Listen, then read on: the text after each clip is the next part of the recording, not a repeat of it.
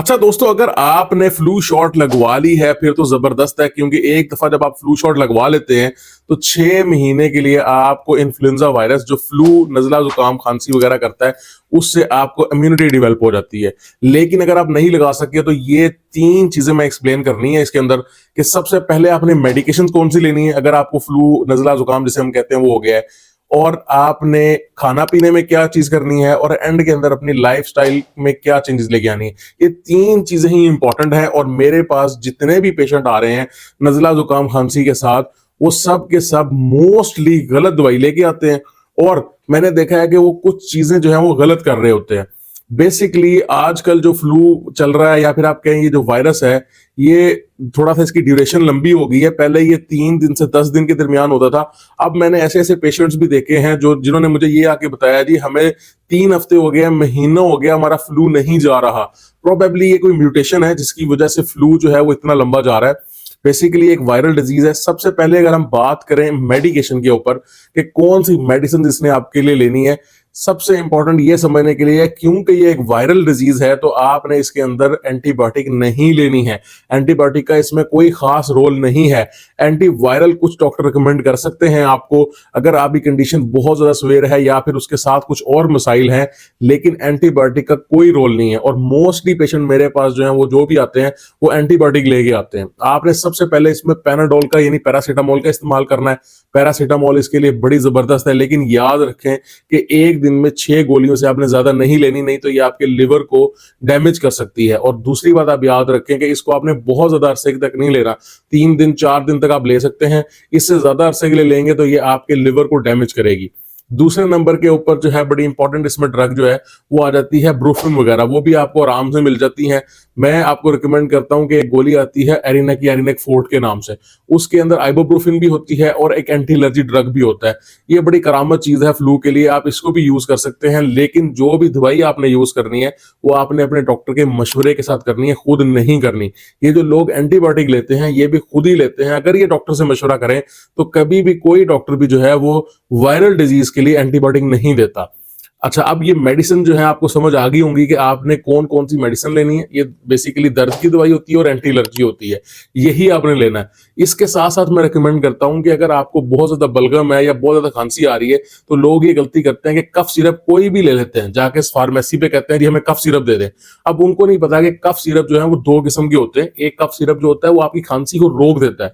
अगर आपने वो कफ सिरप ले लिया तो आपकी खांसी को वो रोक देगा, दबा देगा, और आपकी जो बलगम बन रही है वो नहीं निकलेगी। तो आपके लिए बहुत इंपॉर्टेंट है कि इस तरह का कफ सिरप बिल्कुल भी ना ले, बल्कि जो दूसरी टाइप के कफ सिरप होते हैं जो आपकी बलगम को पतला कर देते हैं और उसको निकालने में मदद करते हैं, इस तरह के कफ सिरप आपने लेने हैं।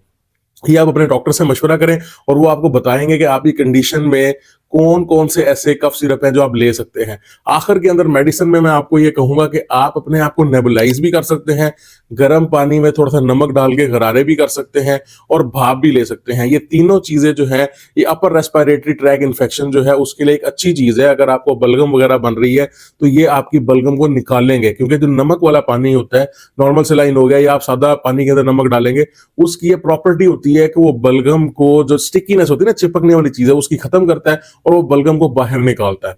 ये मेडिसिन वाला काम खत्म हो गया। अब हम आते हैं कि खाने पीने में आपने क्या करना है।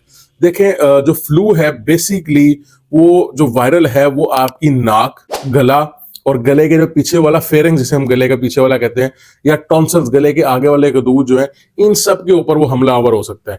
अब इस चीज को हमने डॉक्टरों ने मुख्तलिफ चीजों में डिवाइड किया हुआ है कि अगर नाक का मसला होगा तो रिनाइटिस, अगर गले के पीछे वाले हिस्से का होगा तो फ्रंजाइटिस, आगे वाले गदूदों का होगा तो टॉन्सिलाइटिस। इस तरह करके जो है वो मुख्तलिफ डिवाइड किया हुआ है।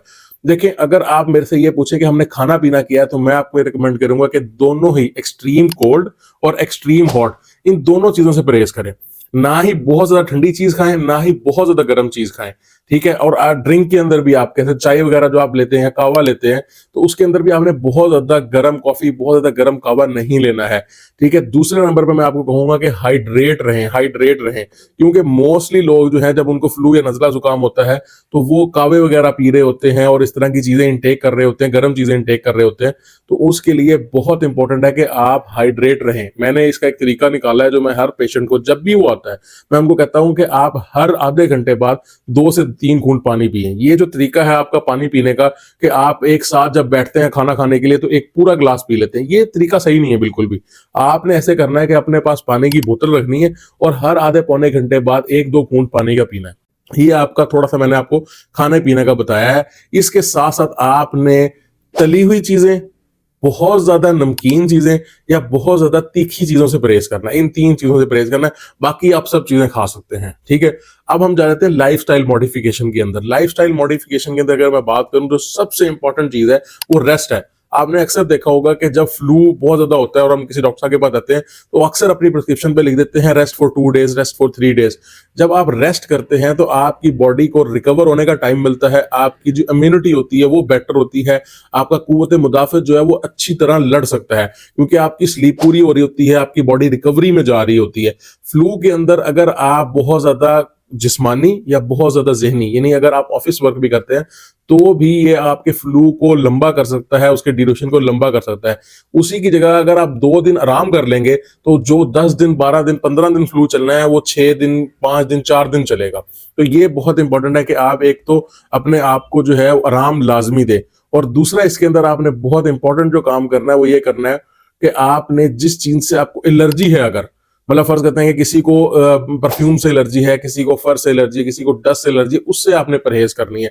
क्योंकि अगर आप किसी अपने एलर्जेंट के करीब जाएंगे या एलर्जेंट इनहेल करेंगे तो इसके सिम्टम्स ज्यादा हो जाएंगे, आपको छींकें आएंगी, आपका जो है वो नाक बंद हो जाएगा, इस तरह की चीजें हो जाएंगी। ठीक है, इन चीजों पे सारों पे अमल करें, और अगर आपको ये वीडियो पसंद आई है तो लाजमी लाजमी अपने दोस्तों के साथ, अपनी फैमिली के साथ शेयर करें, ताकि सब लोग इससे फायदा उठा सकें।